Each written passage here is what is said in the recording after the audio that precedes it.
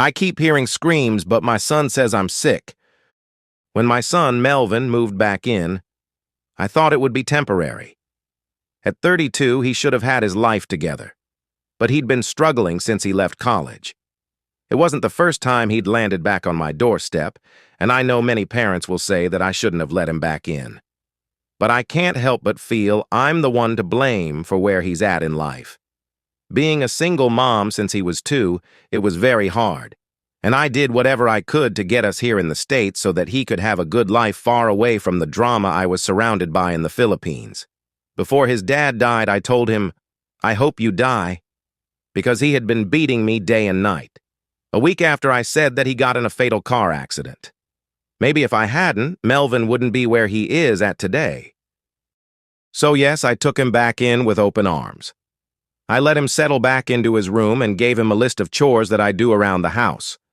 I'm getting old, so I thought I could benefit as well with his young bones back home. At first, it was fine. He kept to himself, helped with groceries, and even mowed the lawn once. But things changed quickly. He started bringing people over. Friends, he called them. But each friend was someone new or someone I simply didn't want in my home. Loud, chain-smoking, drinking until all hours of the night. I tried to talk to him about it once, but he brushed me off. "Mom, I'm a grown-ass man. You don't get to tell me who I can and can't have over," he snapped. "You never let me have privacy when I was a kid. You always barged in, and look how I turned out. Now you're going to do this to me again." His words stung. Was it true? Had I been that overbearing? I was strict, but that's only because I was scared. Moving to a new country and trying to keep up with the different culture. Trying to raise a son in a world I didn't fully understand. Maybe I was too much on him? Melvin always blamed me for his struggles. I thought it was just an excuse. But what if I really had failed him? I didn't argue after that, but I started locking my bedroom door at night and told him that none of his friends are allowed on my side of the house. But the first time I heard the scream, I froze. I thought I imagined it, so I stood there in the kitchen with soap suds slowly popping on my dishwashing gloves. But the second time, it was unmistakable. A high-pitched, horrified cry coming from Melvin's room. I knocked on his door, heart pounding. "Melvin? Is everything okay?" The screaming stopped immediately. His voice came through the door, calm and irritated. "I'm fine, Mom. Go back to bed."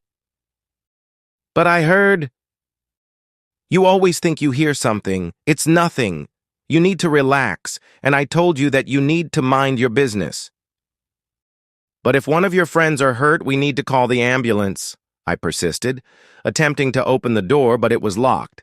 "Melvin, open this door now." After too long of a moment waiting there, he finally opened the door with his brows furrowed deeply. "Leave me alone." I pushed past him, but I was shocked to realize nobody was there. "Was it you?" I asked him. "Does it matter? I asked for privacy, and you always push my boundaries. And you wonder why I hated you for so long." His words dug deep, and I apologized for bothering him. But it wouldn't be the last time. Because when I left the room, I might have seen a red stain on the carpet near his closet door. Maybe it was from a small cut. Or maybe he was hiding something from me. The screaming continued, almost every night.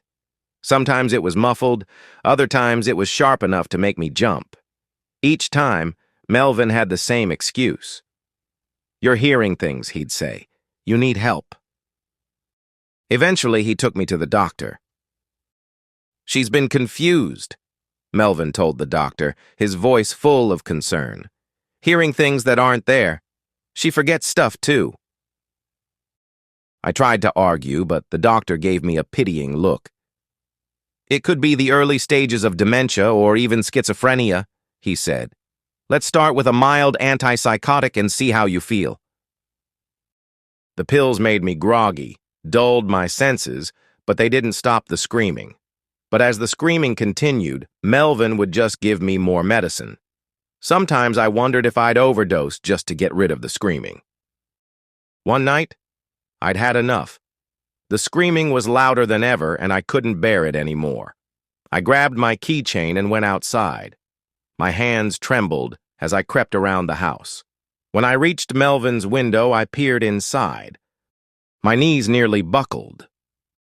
A young girl, maybe 18 years old or younger, was tied to a chair, her face streaked with tears and open wounds. Melvin and his friends surrounded her, fully naked, laughing and jeering. One of them held a knife. Another held a camera. Melvin was holding her detached foot. I don't remember running back into the house. I don't remember unlocking Kevin's door. All I remember is the girl's glazed-over eyes and the way her body was practically exposed, both without clothes and without skin in some areas. I woke up in a hospital bed, my wrists strapped down. My body ached, bruises lined my arms, and there was a bandage on my forehead. Melvin sat beside me, his face pale and tear-streaked. "Mom," he said, his voice trembling. You attacked me. You were screaming about a girl. You tried to hurt yourself. I didn't know what else to do." I stared at him, my throat dry. "The girl," I whispered. "Where is she?" His eyes filled with fresh tears. "There is no girl, Mom. You're sick. You need help." The doctor came in then, kind but firm. "It's important for you to rest," he said. "Your son told us about the trauma you suffered in the past. Sometimes our minds can play tricks on us, especially when we've been through so much." Melvin squeezed my hand before he left. "I love you, Mom," he said. "I hope you come to your senses soon. I'll look after the house while you're getting better. Now I just lay in bed, unbothered by any screams but heavily medicated. I feel like I'm in a different world. I feel like I am no longer human. I think about my house, and I wonder if the screaming is continuing there. But then I think about Melvin and how similar he looks to his father. The doctors tell me I probably hold a grudge against my own son for what his father did to me, seeing myself as a young girl being abused. That it was my own screams that I've been remembering,